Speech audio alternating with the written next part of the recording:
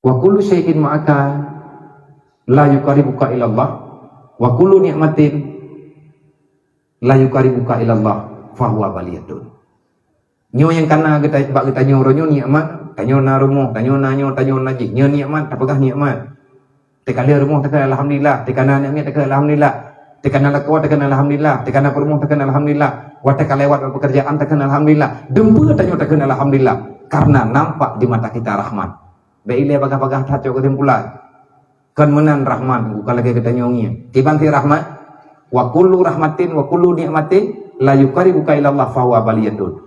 Setiap nikmat dan rahmat yang telah engkau katakan itu rahmat dan nikmat, tapi setelah engkau mendapatinya, engkau tidak bisa dekat kepada Allah. Fahuwa baliyatun, yang balang. Pura yang na bagi tanyo yang tak pegah nikmat, tapi liah na tanya hantau tanyo dengan Allah. Liah na tanya tanyo tak buat maksiat ke Allah. Yang kan nikmat bala, pelih tadi. Baik saja yang tanyo tamun roka dan rid. Liah na nek hana le tanya ibadat, yang nek nyan bala. Mangki ba aku tanong mi kedih. Baik. Kan mangan tha mata minca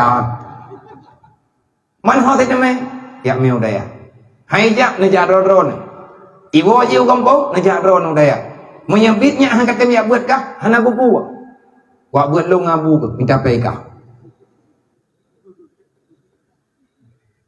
pakan hai ten ya buat gara-gara tanya hana pernah hadir dalam kehidupan yang sebenarnya mana cara anggu tanya na harta toranyo beu ngana hartanya nuronyo itanyo hana tole ng Allah kakriyat tu boroje te galam na harta god bacu kai tu watakana harta kakriyat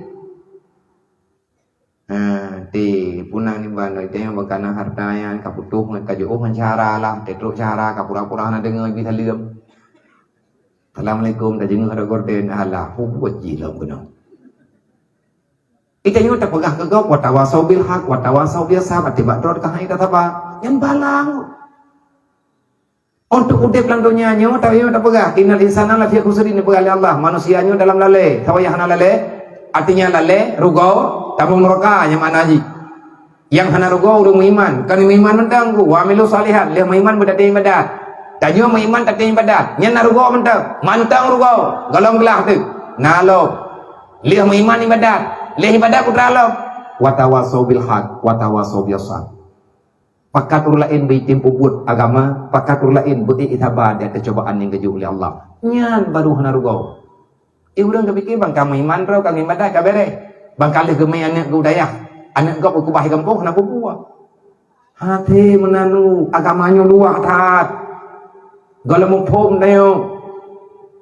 Maka be ragu-ragu tu untuk tamerno ilmu agama. Be ragu-ragu lo ulang dengan tu be ragu. Udang jak beut han bangai insyaallah tapi bebutuh ya beut nabi kali dia pegah Allah kali dia menjanji rezeki lang dunia gebri li Allah ke tho gejuk urang takwa han takwa mi hana te ya beut tho pegah badro nabi amanan nabi pegah man tafaqahu fi dinillah lang Quran keun wa may yattaqillah nabi pegah man tafaqahu fi dinillah urang takwa ge peglah masalah lang dunia li Allah ke pemudah rezeki lang dunia untuk tak ibadat.